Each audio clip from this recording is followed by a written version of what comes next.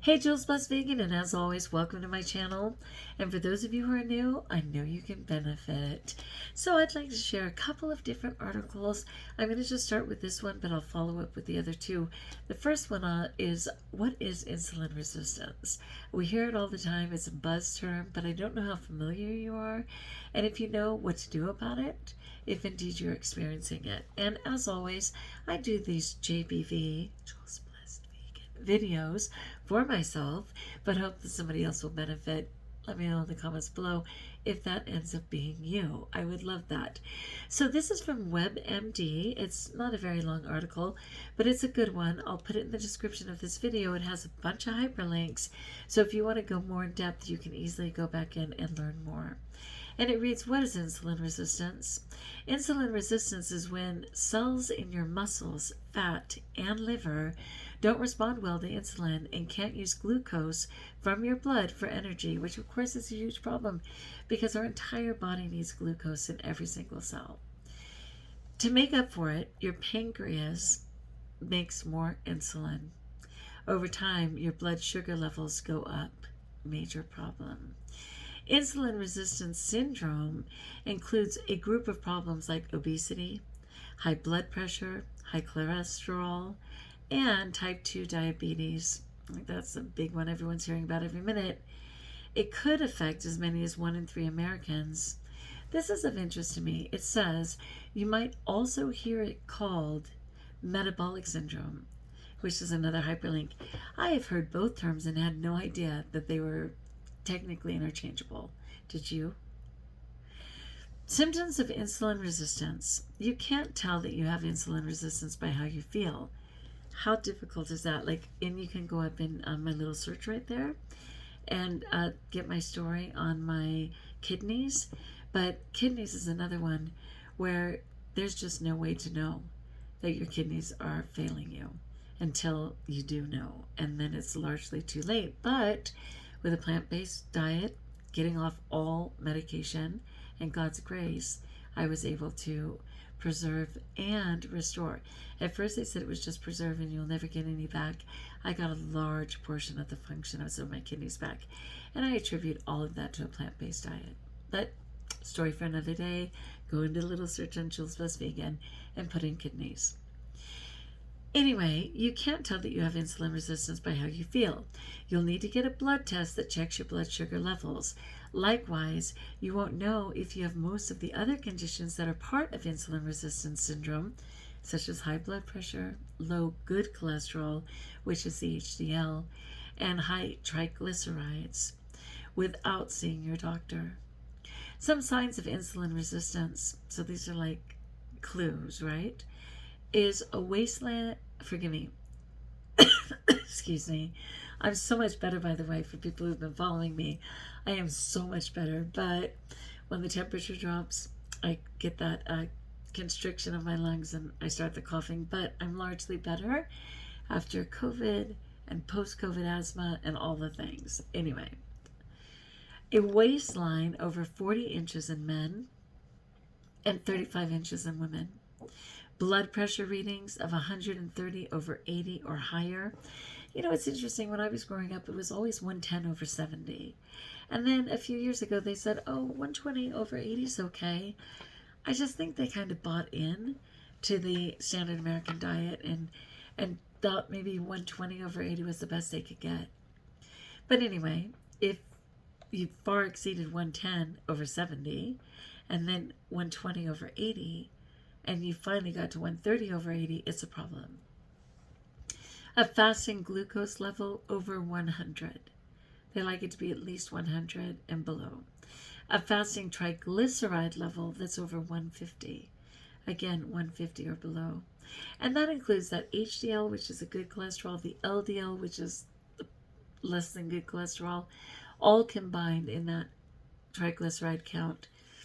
And then it reads, HDL cholesterol level under 40 milligrams is a problem. They want it above 40 for men and above 50 for women. No surprise, they want women to step it up even more. Skin tags. If you have skin tags growing everywhere, that's a sign. Patches of dark velvety skin called acanthosis nigricans, and those are all hyperlinks, and I'm sure there's pictures of all of it.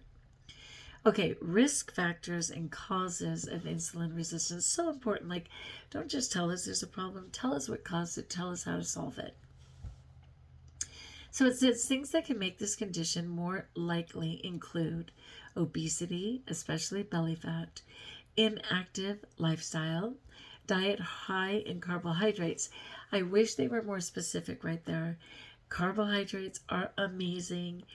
High carb, plant-based is phenomenal, but if you're doing carbohydrates that are not healthy carbs, that's the problem. And it really should have clarified that, processed carbs.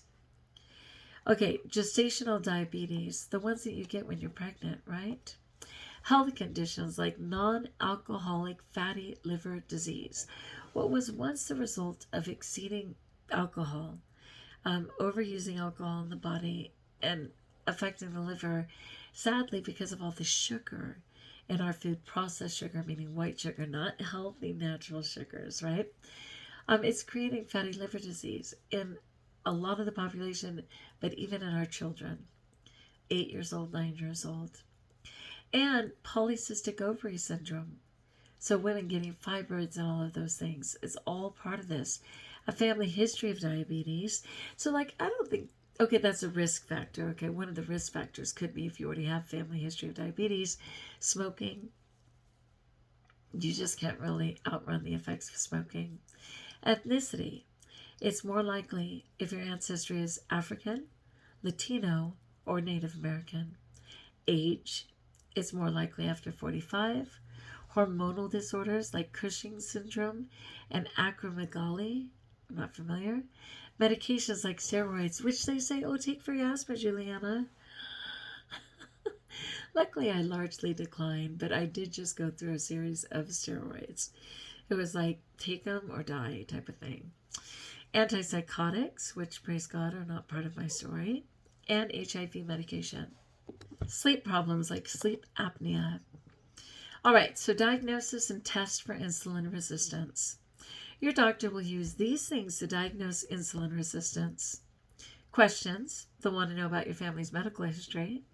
Physical exam, they'll weigh you and check your blood pressure. Blood test. You might get, and these are some of the ones. Fasting plasma glucose test. This test measures your blood sugar after you haven't eaten for at least 8 hours. Oral glucose tolerance test. First, you'll take the fasting glucose test, then you'll drink a sugary solution, and 2 hours after that, you'll take another blood test. I've never had that done. Hemoglobin A1C test. This blood test shows your average blood sugar level for the past 2 to 3 months. Doctors use it to diagnose prediabetes or diabetes. If you have diabetes, it helps show whether it's under control. You may need to take the test again to confirm the results. Yeah, they like that to be under 5.7, I'm quite sure. For sure, well under 6.5. So yeah. How insulin resistance progresses to type 2 diabetes. When you have insulin resistance, your pancreas makes extra insulin to make up for it. For a while, this will work, and your blood sugar levels will stay normal. Over time, though, your pancreas won't be able to keep up. If you don't make changes in the way you eat and exercise, your blood sugar levels will rise until you have prediabetes. Your doctor will look for these blood test results. A fasting plasma glucose test between 100 and 125, an oral glucose tolerance test between 140 and 199 after the second test, and an A1C result of 5.7 to 6.4. If you aren't able to manage prediabetes, you'll be diagnosed with type 2 diabetes when your test levels reach a fasting plasma glucose of 126 or higher, an oral glucose tolerance test of 200 or higher after the second test, an A1C of 6.5 or above. Insulin resistance treatment and prevention. This is what we want to know. You can take steps to reverse insulin resistance and prevent type 2 diabetes. Get off of processed sugar. Get off of processed food as much as you can. Get off of meat and dairy. And I'm just saying that before I even read any of this, because I just know that those are largely solutions for whatever ails you. Okay, exercise. Go for at least 30 minutes a day of moderate activity, like brisk walking, 5 or more days a week. If you're not active now, work up to that. Go to a healthy weight. If you're not sure what you should weigh or how to reach a weight loss goal, ask your doctor. You may also want to talk with nutritionists and a certified personal trainer. Eat a healthy diet. Think fruits, vegetables, whole grains, nuts, beans, fish, legumes, and other lean proteins. And of course, I'm vegan and will not eat anything that had a mother. But for those who are transitioning, keep it super moderate. Less is more. And remember, fish are very toxic now, sadly, right? They're not the fish of Jesus. Let's just say that, with all the mercury poisoning and everything else. So, yeah. And then take medication. Your doctor may prescribe a medication called metformin to help, ideally, diet first, weigh first. Okay, complications of insulin resistance. Like, what's the big deal? So I have insulin resistance. I got metabolic syndrome. So, here's the so. If metabolic syndrome goes untreated, it could lead to severe high blood sugar, severe low blood sugar, heart attack, stroke, kidney disease, eye problems, cancer, Alzheimer's disease. That's a lot, man. That is a lot. Then they have like a tab for actual insulin resistance diet. We'll look at it for a moment. When it comes to preventing diabetes, your diet can make a big difference, and if you already have it, a diet change may help you manage it better. The right mix of foods keeps your insulin and blood sugar in check. When you have insulin resistance, the balance gets out of whack, and it's harder for your body to burn foods for energy. And when too much sugar builds up in the bloodstream, you may be on the path to type 2 diabetes or prediabetes, and that might lead you to an insulin-resistant diet. Big picture. You don't need special foods for the insulin resistance diet. In a nutshell, you'll just eat less unhealthy fat, sugar, meats. I'm so glad they said meats. And processed starches, and more vegetables, fruits, whole grains, fish, and lean poultry. But it can be hard to change habits, so keep some simple tips in mind. Number 1, adopt healthy habits. A crash diet won't help you. This is about changing your approach to food. Go slowly and build new habits that can become permanent. Maybe you can drink less sugary sodas or quit altogether. Yeah, and don't go for the artificial stuff, please. That's, again, talk for another day. But if you go up to Jules in my search and put in aspartame, I've had a video up for years saying all the dangers of that. Okay, make it work for you. You may enjoy different foods than what others like to eat. A diet needs to fit your taste buds and your lifestyle for you to stick with it. Most people need support along the way, so a good dietitian can be a big ally. Next, don't skip meals. You might think that missing a meal means fewer calories and more weight loss. That just makes your insulin and blood sugar levels swing up and down. And that can lead to more belly fat, which makes your body more likely to resist insulin. Focus on calories and quality. The debate over the best mix of carbs, proteins, and fats has no clear answer. Your best bet is to watch your total calories and to really make them count. So skip the white rice and go whole grain instead. Mix it up. There's no magic food that'll fix everything. So vary what you eat, and when you have a choice, choose foods with more vitamins, minerals, and fiber. So again, what's recommended? Tons of vegetables, plenty of fruit, high fiber, limited carbs. And when it says limited carbs, it says you can eat carbs, but cut back on them and pick wisely. Go for carbs in fruit, veggies, whole grains, beans. I'm game for all of that. And then it says low-fat dairy instead of processed foods like white bread, pasta. Lean protein. Again, for me, that's plant-based, like beans, lentils, tofu, nut butters. None of the others. And healthy fats. Again, like chia.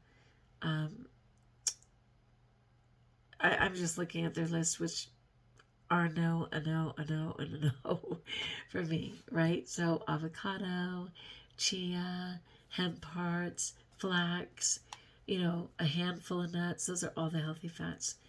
All right, super interesting, you guys.